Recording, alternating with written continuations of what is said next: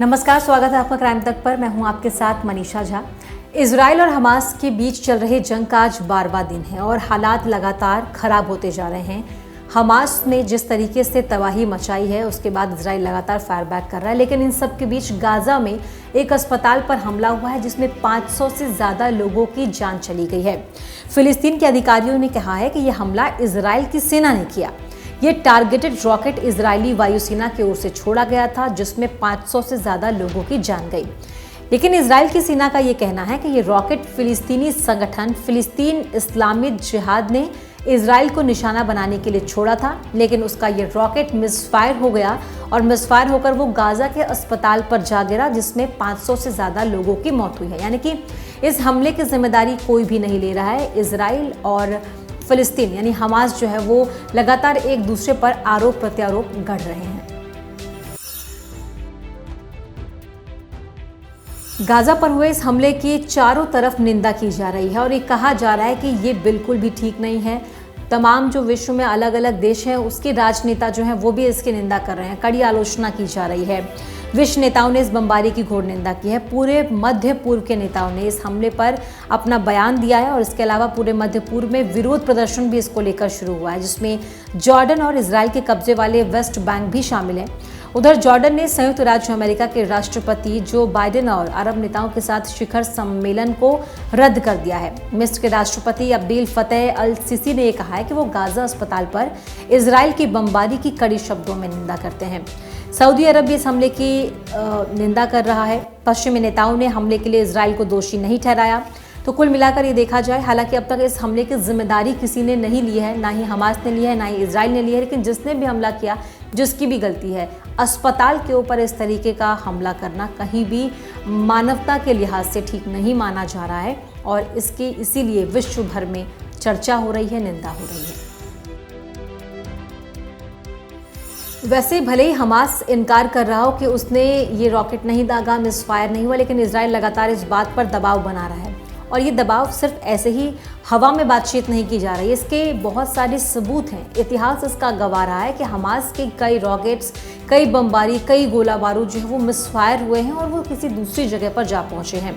इससे पहले ऐसा कई बार हो चुका है। 2023 में मौजूदा युद्ध शुरू होने से पहले मई के महीने में सिर्फ 5 दिनों में गाजा पट्टी से इजराइल की ओर से 1469 रॉकेट दागे गए थे, जिसमें से करीब 20% यानी कि 291 रॉकेट्स गाजा में ही फट गए थे और 39 रॉकेट समंदर में जाकर गिर गए थे। और ठीक इसी तरह 2022 में भी हुआ था जब फिलिस्तीनी इस्लामिक जिहाद की ओर से इजराइल पर करीब 1100 रॉकेट दागे गए थे, मोर्टार दागे गए थे, लेकिन 18% यानी 1100 में से तकरीबन 200 रॉकेट्स गाजा में ही जा गिरे थे, यानी कि इजराइल में अपने निशाने तक नहीं पहुंचे थे। उससे पहले ही वो रॉकेट जो है वो मिसफायर हो गए थे और दूसरी जगह पर खुद गाजा के अंदर ही जाकर गिर गए थे, जिसमें 40 से ज़्यादा लोगों की जान गाजा में गई थी। और इससे पहले 2021 में भी लगभग 4300 से ज़्यादा रॉकेट्स और मोर्टार दागे थे, जिसमें से 680 यानी कि 16% रॉकेट्स गाजा में ही गिर गए थे, जबकि 280 समंदर में जा गिरे थे। तो जो ये बात इजराइल कह रहा है कि ये गाजा में जो हमला हुआ है वो उन्होंने नहीं किया, हमास ने ही रॉकेट दागा इजराइल पर, लेकिन वो मिसफायर होकर वहां चला गया, तो ये किसी सबूत के आधार पर उसका एक वीडियो भी जारी किया इजराइल ने और कहा है कि देखिए किस तरीके से लोकेशन में दिख रहा है कि कैसे पहले पार्किंग की तरफ से कुछ ऐसा महसूस हुआ कि वहां से कुछ होकर गुजरा, उसके बाद जाकर अस्पताल में जाकर वो बम फट गया। तो ये मिसफायर ही है। और हमास और इजराइल के बीच चल रहे जंग के 12 दिन हो गए, लेकिन इन सब के बीच सबसे महत्वपूर्ण बात यह है कि वहां पर अब खाने पीने का संकट भी गहराने लगा है। ईंधन की समस्या सबसे ज़्यादा देखने को मिल रही है, लेकिन इस बीच पाकिस्तान ने यह कहा है कि वो गाजा की मदद करेगा। वो वहां पर रह रहे लोग जो खाने पीने के लिए भी तरस रहे हैं, जो परेशानी आ रही है, जो मानवीय संकट आ रही है, उसमें मदद करेगा पाकिस्तान। सोमवार को ये घोषणा की है कि वो गाजा में मानवीय सहायता भेजेगा। हमास द्वारा इजराइल पर किए गए हमले के बाद इजराइल की सेना गाजा पट्टी में लगातार बमबारी कर रही है। इसके अलावा गाजा पट्टी की बिजली, पानी, ईंधन और खाने की सप्लाई रोक दी गई है। पाकिस्तान सरकार की ओर से जारी एक आधिकारिक बयान में ये कहा गया है कि गाजा की मानवीय त्रासदी को देखते हुए पाकिस्तान ने गाजा को तुरंत मानवीय सहायता भेजने का फैसला किया है।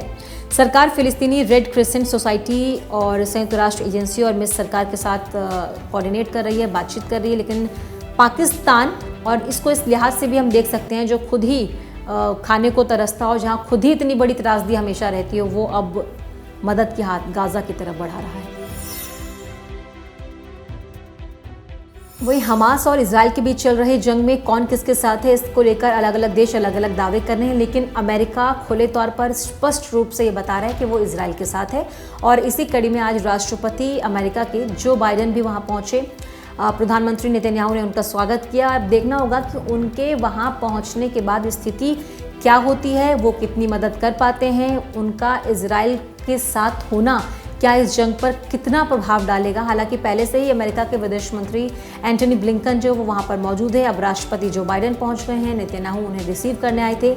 इस पूरे युद्ध पर क्या असर पड़ता है इजराइल के साथ अमेरिका के होने का, ये देखने वाली बात होगी। और चलिए इसी के साथ वर्ल्ड क्राइम बुलेटिन में इतना ही। आप देखते रहिए क्राइम तक।